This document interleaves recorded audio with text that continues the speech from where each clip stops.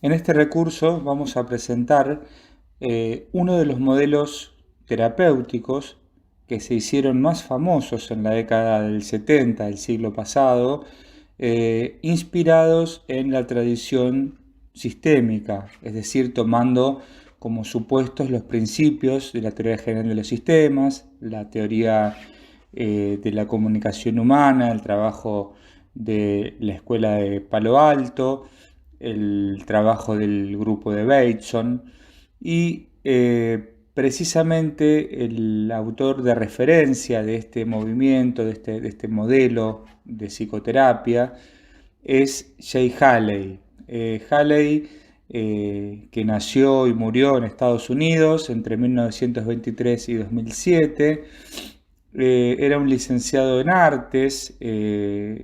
por la Universidad Católica de Los Ángeles, una prestigiosa universidad de California, Estados Unidos, y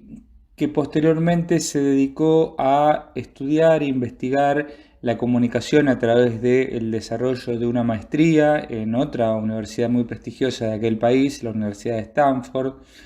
Precisamente mientras estaba desarrollando sus estudios como magíster en esta universidad, traba relación con Gregory Bateson,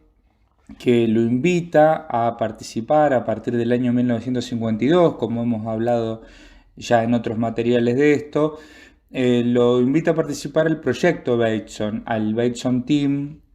al equipo con el que iban a producir las primeras publicaciones que iban a dar origen a los fundamentos de la mirada sistémica para abordar el campo de la psiquiatría alrededor de los problemas de la comunicación, y en particular el interés en aquel momento era a partir de la comunicación en las familias esquizofrénicas, de lo que ya hemos hablado también en otros recursos. Por otro lado, en el marco del trabajo con el equipo de investigación de Bateson, Jay Haley en 1955, junto con John Wickland, que es otro de los integrantes de aquel equipo, empiezan a visitar a una serie de terapeutas muy famosos en aquel momento en Estados Unidos, y particularmente Milton Erickson, que era un terapeuta muy famoso, muy conocido en la época en Estados Unidos. Y Haley especialmente queda muy interesado, traba una relación personal con Milton Erickson y queda muy interesado en las técnicas absolutamente heterodoxas que Erickson utilizaba para conseguir el cambio en sus pacientes y las mejorías clínicas.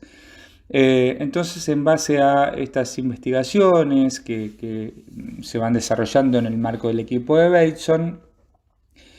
posteriormente Haley también se integra al MRI de Palo Alto, y cuando el equipo de Bateson se diluye, él permanece trabajando en el Mental Research Institute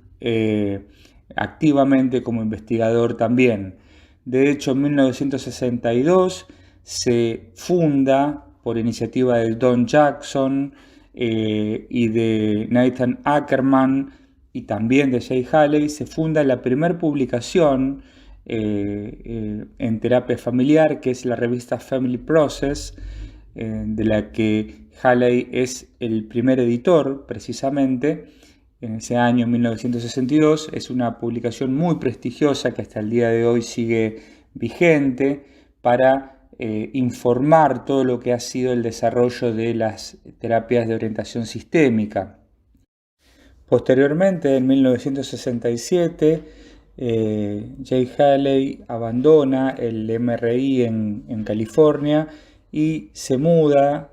siguiendo una invitación de un colega suyo, terapeuta, de quien vamos a hablar en recursos posteriores, que es Salvador Minuchin. Recibe la invitación de Minuchin para mudarse a la ciudad de Filadelfia, en la otra costa del país del norte, para trabajar con familias en las barriadas pobres de esa gran ciudad industrial en esa época en Estados Unidos. Y junto con Minuchin trabajan durante 10 años discutiendo y generando paralelamente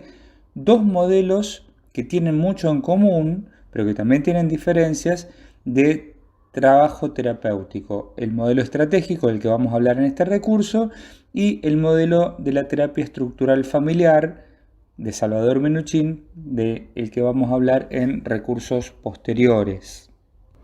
Después de terminar su colaboración con Minuchin en el año 1976, Haley se traslada nuevamente, en este caso a la ciudad de Washington, donde funda una institución muy importante de la época, que fue el Instituto de Terapia Familiar, que fue una de las instituciones referentes dentro de los espacios de formación de terapeutas familiares sistémicos durante muchos años.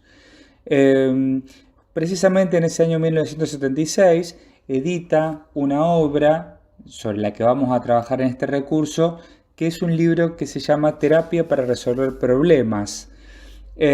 Vamos a abordar algunos aspectos conceptuales que Haley presenta en ese material, donde podríamos decir que ya ha madurado algunas de las ideas de su modelo estratégico, aunque durante los siguientes años iba a continuar perfeccionándolo y profundizándolo.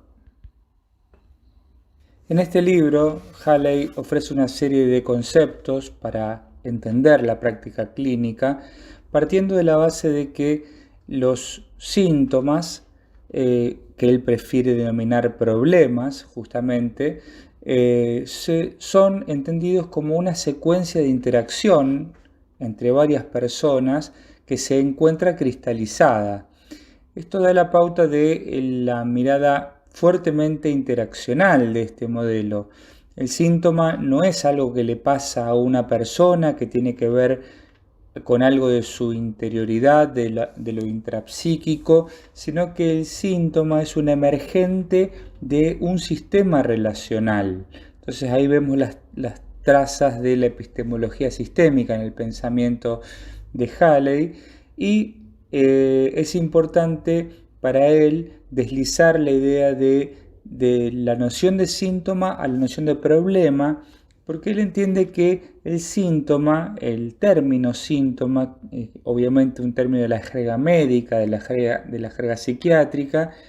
tiende a etiquetar, tiende a construir un problema adicional sobre el malestar de los seres humanos. Es decir, una persona que sufre de alguna manera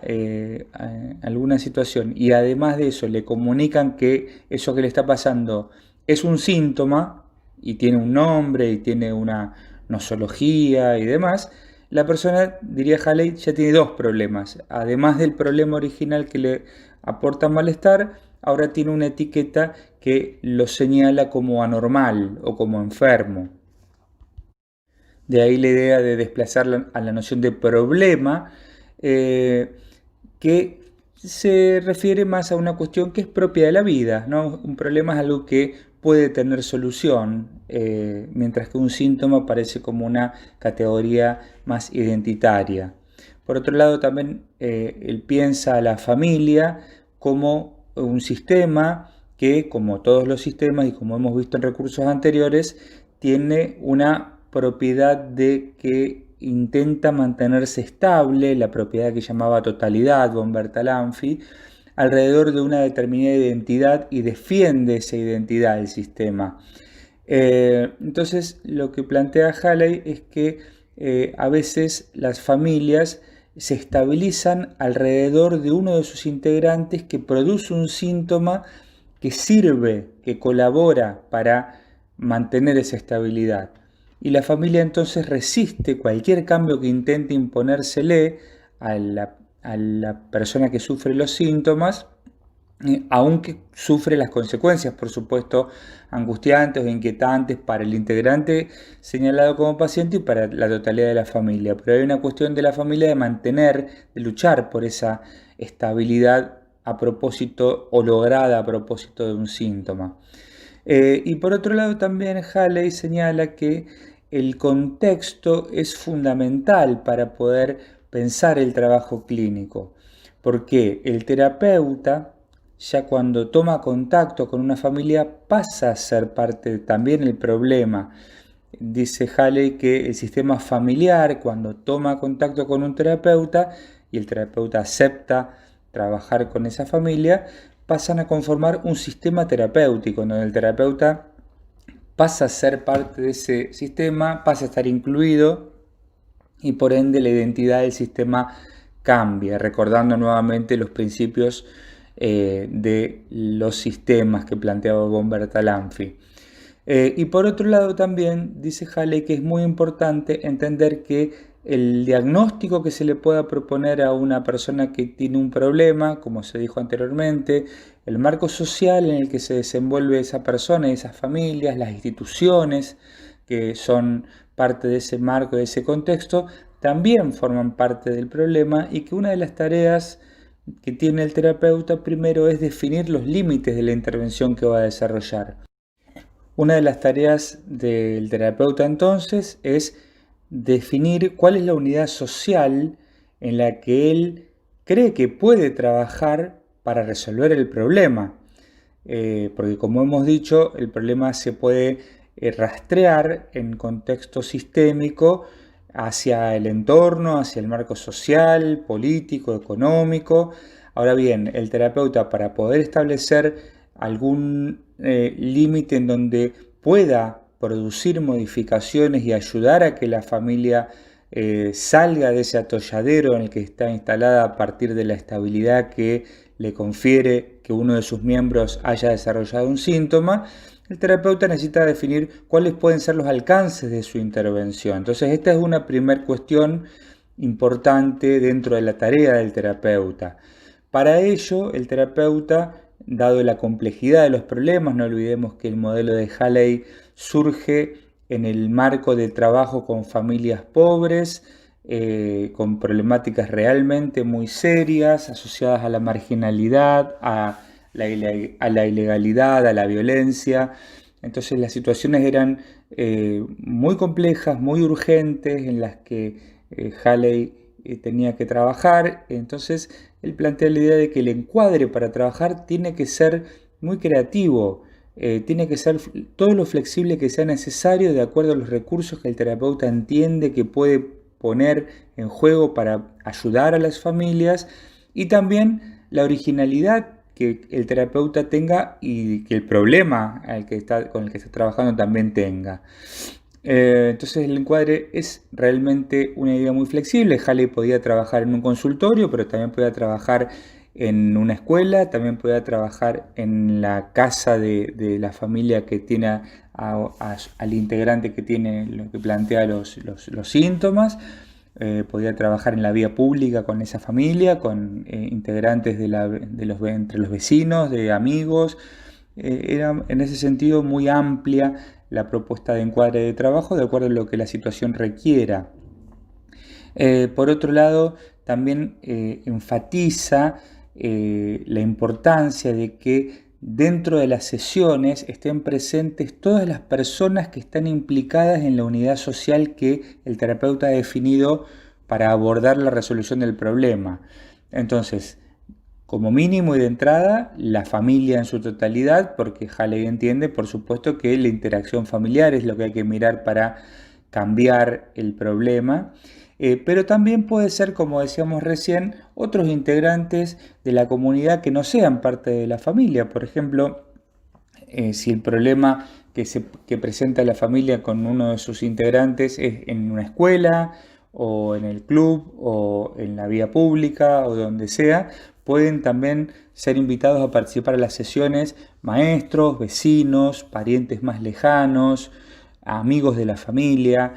Esto hacía que las sesiones del trabajo de Haley podían llegar a ser realmente multitudinarias, pero para él era muy importante que estén presentes todos aquellos que están implicados en la problemática, tal como el terapeuta la va definiendo. Y por otro lado, él dice que no siempre es necesario hacer psicoterapia. Dice que muchas veces los problemas que las familias plantean pueden llegar a tener que ver con inexperiencia para resolver alguna situación novedosa. Entonces, a veces es suficiente con que el terapeuta asesore, por ejemplo, a una pareja joven que ha tenido su primer hijo y presenta algunas dificultades para organizarse. Él era partidario de asesorar en el sentido psicoeducativo, a las familias. No siempre hace falta una intervención terapéutica, dice él. Y también, por supuesto, él dice que uno de los límites claros para este modelo es que no se puede aplicar cuando la familia no quiere aplicar una terapia, cuando la familia no está dispuesta o no tiene voluntad de hacer un trabajo para resolver este problema. En esto él también encuentra un límite, o sea, tiene que haber un problema específico que sea caracterizable en términos de que sea asequible para una terapia, y además la familia tiene que tener algún grado de motivación para poder hacerlo. Estas son las condiciones que él requiere necesarias para arrancar un proceso terapéutico. Hale plantea un primer modelo de la entrevista inicial, protocolizada de alguna manera, en 4 etapas, a través de las cuales, si todo va bien y el terapeuta tiene la pericia suficiente, diría Halley, al terminar la primera entrevista, ya el sistema terapéutico, es decir, la familia más el terapeuta, sabrían cuál es el problema que la familia plantea y cuáles son los cambios que quieren hacer para sentir que han superado ese problema. Para él es muy importante respetar estas 4 etapas porque tiene una lógica para él que le permite al terapeuta ir leyendo lo que sucede en la familia, no tanto o no solamente a partir de lo que la familia dice, sino también a partir de lo que hacen. Halley era muy enfático en el tema de que el terapeuta debe aprender a mirar la interacción no verbal, por ejemplo, entre los integrantes de la familia o de las personas que están acudiendo a la sesión, que como ya hemos dicho pueden ser personas extrafamiliares también. Entonces, él dice que hay una primera etapa que él llama etapa social, donde el terapeuta, que siempre es muy activo en coordinar la entrevista no discurre para cualquier parte, sino que el terapeuta es el responsable de que estas etapas se vayan cumpliendo y tiene que jugar un rol muy activo para que esto sea así, sobre todo pensando en familias con problemáticas muy complejas, muy severas, personas que pueden ser muy díscolas. Bueno, entonces la idea es que el terapeuta sea muy firme, muy claro y ocupe su lugar de liderazgo en el desarrollo de la entrevista y sus etapas. En la primera etapa, el objetivo para Halley es que cada uno de los participantes de la primera entrevista se presenten a sí mismos, incluyendo a los niños, incluso a los niños pequeños. Para Halley es importante darle lugar a cada una de las personas que están presentes en la entrevista, que puedan presentarse, decir quiénes son y qué hacen ahí. Para él esto es un primer indicio de cambio, es una primera señal importante y fuerte para la familia de que todos van a ser escuchados. Por eso a él le parece muy importante cumplir con esta primera etapa social. Después pasa a la segunda etapa, en donde el terapeuta va a preguntar. También hay alguna decisión estratégica ahí de a quién preguntar o cómo preguntar. Él lo trabaja en su material a esto, pero va a preguntar acerca de qué es lo que los trae allí a la terapia, cuál piensan que es el problema. Y también, en este caso, el terapeuta se va a preocupar por permitir que cada una de las personas que están presentes puedan dar su versión del problema, inclusive limitando o inhibiendo las posibles discusiones que puedan surgir. Él plantea con mucha claridad que en ese momento va a haber tiempo para escuchar a cada uno de los que están ahí acerca de su visión. Y esto también ya es un principio de cambio, porque en principio todos los integrantes de la familia empiezan a sentirse más comprometidos al poder dar su visión, y además surge información que no surgiría si solamente hablaran los que son habitualmente la voz cantante del problema. Entonces, esto ya para Halley continúa un movimiento de cambio de lo que es la dinámica con la que la familia viene trabajando habitualmente. En una tercera etapa, una vez terminada la presentación del problema de acuerdo a cómo cada uno lo ve, Halley les va a pedir a los integrantes de la familia que interactúen entre sí para tratar de ponerse de acuerdo y negociar las miradas que han planteado de cuál es el problema para unos y para otros. Esta etapa para Halley es importante no tanto por lo que pueda resultar de la negociación en sí, sino que a él le sirve para mirar cómo se relacionan los integrantes entre sí, quién habla con quién, cómo es el lenguaje que usan entre ellos, cómo es la gestualidad. Entonces todo esto le permite a él entender las pautas relacionales que unen a los miembros de esta familia, de este grupo que está ahí presente en esa entrevista. Y por último, en la cuarta etapa, el terapeuta propone que acuerden en cuáles serían los cambios que debería tener esa familia, debería experimentar esa familia para sentir que el problema que se están planteando ha sido resuelto. Por eso, para ello primero necesitan acordar con una visión del problema, y es muy importante entonces que ese problema quede definido en términos operativos, que quede definido en términos de que se pueda resolver. Por ejemplo, si la familia acude a la terapia con un diagnóstico de su hijo que va a la escuela y le dijeron que tiene un trastorno por desatención, para Halley eso no es un problema que se pueda resolver, porque es una etiqueta que todo lo más que hace es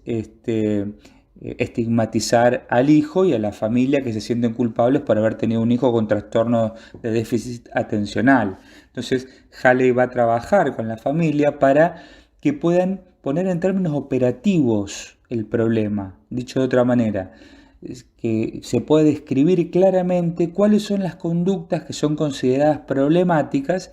y que la familia, en la definición de los cambios deseados en esta cuarta etapa, plantee qué debería pasar o cómo deberían comportarse los integrantes de la familia para sentir que han superado el problema, ¿sí? Entonces, de este modo, el problema es usado como una palanca de motivación para promover el cambio en la interacción familiar, porque recordemos que el supuesto es que el síntoma se viene manteniendo porque sirve a la estabilidad de la familia. Para que el síntoma deje de tener sentido, la familia tiene que cambiar su forma de interactuar. Para cambiar su forma de interactuar, se va a usar el problema como palanca de motivación. Y además, como a lo largo de las etapas de la entrevista, el terapeuta se ha preocupado por hacer participar a cada uno de los integrantes en la formulación del problema y en la formulación del horizonte de soluciones, esto hace también que todos los integrantes quedan comprometidos porque han colaborado en la construcción del problema y de las posibles soluciones. Entonces, Halley entiende que esta es la mejor manera de ligar en esa motivación a todos los integrantes de la familia.